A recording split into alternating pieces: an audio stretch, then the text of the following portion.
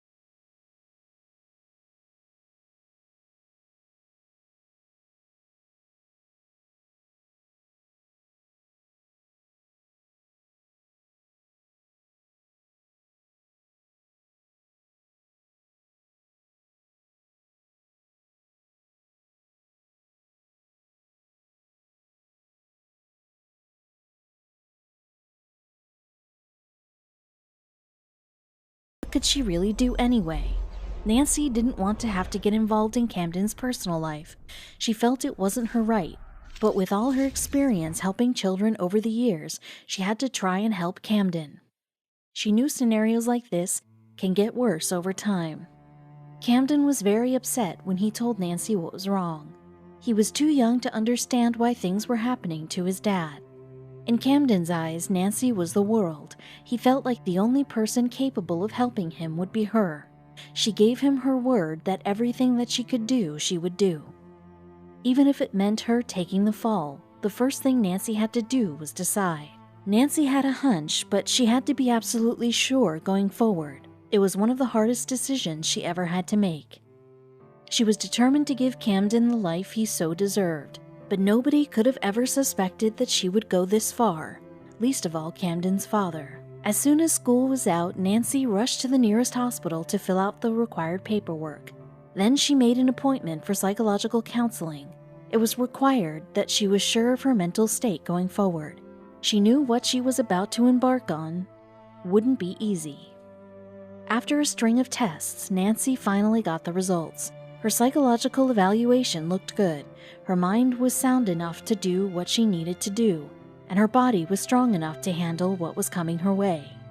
The tests proved that Nancy was not only willing to help Camden, but that she was the only one who could. It turned out that Camden's dad, Daryl Peterson, wasn't doing so well health-wise. In fact, Daryl's future looked pretty bleak. He was having serious problems with the functioning of his kidneys. They were only operating at 20% of their capacity. During the dialysis treatment he was getting, he looked so sick that Camden was distraught by the reality of it. That's when Nancy decided to do something amazing. This is where the story begins to get interesting. You would think teacher Nancy would offer to babysit and take care of Camden when Daryl couldn't. Not only did she feel bad for Daryl, but she was worried about how Camden would be affected. But this goes far beyond that kind of menial support. Nancy wanted to solve the family's problems. After Nancy asked Daryl the very important question, the teacher decided that she would help the family in any way possible and make an extraordinary offer. She underwent all the required tests and filled out all the paperwork. Luckily for Daryl, it turns out that Nancy was a perfect match. A match for what exactly? Camden's family was obviously in complete awe. There aren't many people that would be willing to offer to donate one of their own kidneys. Days before the procedure, Camden's family visited Nancy at the school with flowers and many thank yous.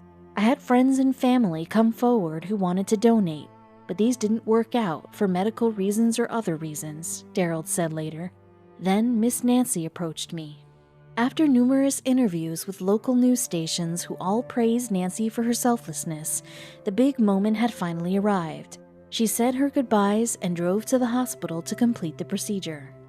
Daryl later said that he was having second thoughts, concerned about Nancy's health, but she was determined and ready to risk it all.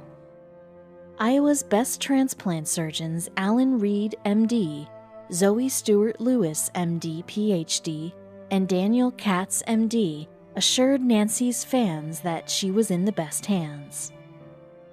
The attending surgeons and nurses stayed by Daryl and Nancy's side the entire time, ensuring that the pair stayed calm during the procedure. You could tell that every person wanted to be there for you, Daryl explained. But was the surgery a success? The transplant procedure was a success.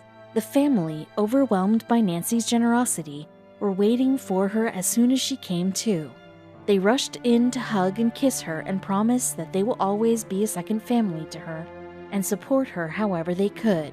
What she had given them was priceless, and nobody was more grateful than Camden.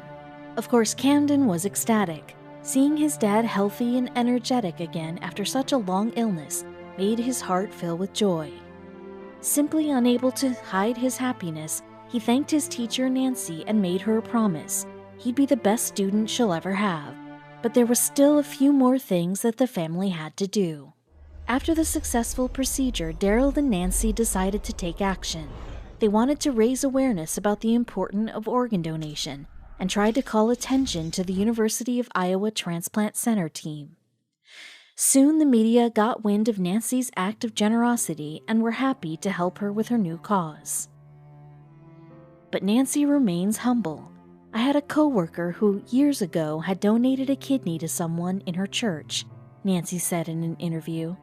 It was an important part of her life's journey, and that was inspirational to me. When I heard about Daryl and Camden's situation, it just felt like the right thing to do. When Nancy had received the news that she was a match for Daryl, she couldn't have been happier. I was really excited about it. I was ecstatic. I didn't know what I would have done for closure if I wasn't a match, she stated later. But what does Daryl have to say about the woman who saved his life? She's a part of my family for the rest of her life, whether she likes it or not, he said. The Iowa City team is a part of my family. Everything's just been amazing, and I hope everyone has the same experience I had. How do you ever thank someone for saving your life? Daryl asks. She really is an amazing woman.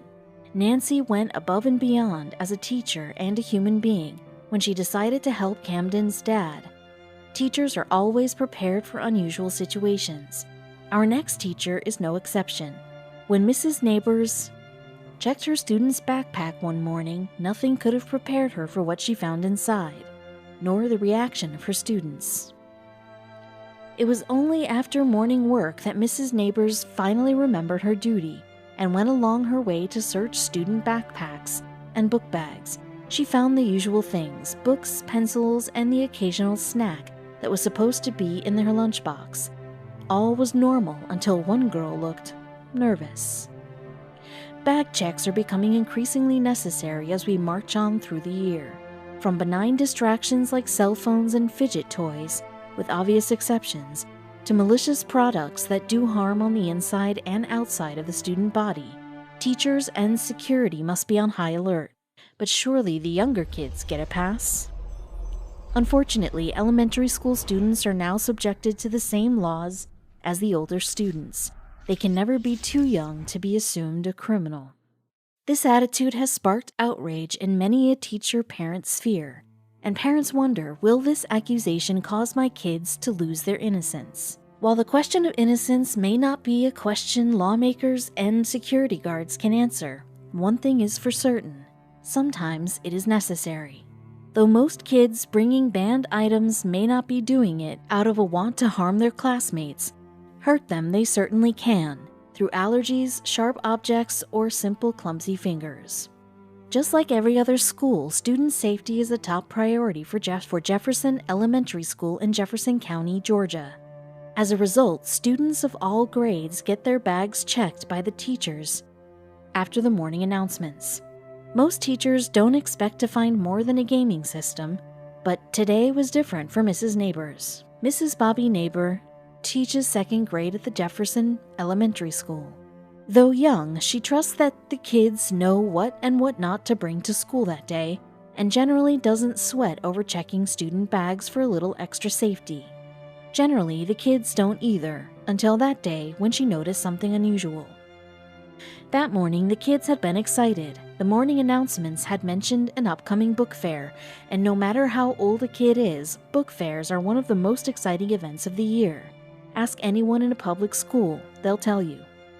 This, to her regret, distracted her from checking the bags first. It had taken a bit to get the wound-up second graders to focus on their morning work, so the routine took even longer than usual. In fact, Miss Neighbors had almost forgotten to do the bag checks at all. What contraband could they possibly be smuggling in? A Nintendo? Nevertheless, she started checking them. From the way one student acted, it was much more than a game. As Mrs. Neighbors bent to check her bag, she found with a start that the bag was moving. For those uninitiated with backpacks, move they certainly do not. She reached down to open it, concerned about what she'd find inside. A pair of eyes greeted her, the tiny face of a brown puppy. Mrs. Neighbors pulled the dog out of the little girl's backpack and looked over at her. She could punish her for bringing a dog to school. The little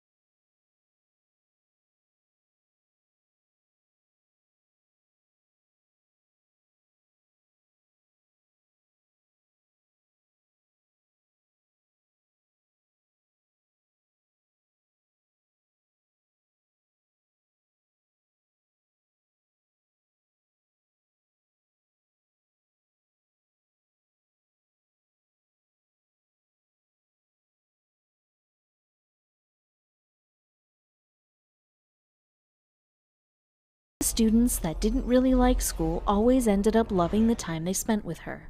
She made kids love reading, even the ones who didn't really get why books were so amazing.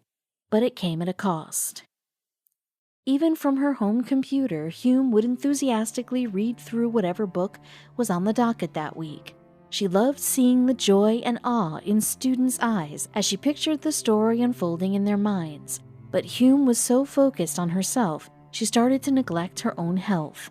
This, in turn, took her to the hospital with a devastating diagnosis. She had heard the word before, but it was never something she would have pictured herself going through.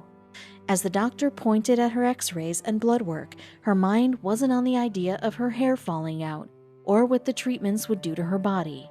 It was on the kids. How were they going to take it? It was right then and there in the doctor's office that she decided exactly what to do. She was going to fight the cancer, so she could keep on doing what she loved the most. However, it involved an odd green light from her doctor, one that he couldn't even believe she asked. Despite her begging, he had already told her there was no way he was letting her go home or back in the classroom yet. This is where the compromise came in. There were two important things she needed to do before the surgery. The idea of having a subpar substitute teacher in front of her class made her feel even sicker, so the first thing she did was call her mother, who had been a teacher for over 20 years. She was the only one Hume trusted to get the job done while she was away. The second condition required a computer. Hume sat straight in her hospital bed, complete with dotted hospital gown and IV drip, and opened the online meeting room. One way or another, she was going to finish reading the last chapter of the book they were on.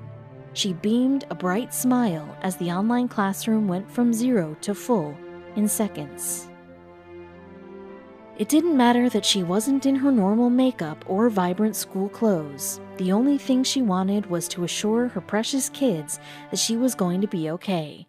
She would come back to them as soon as possible. She reached for her book.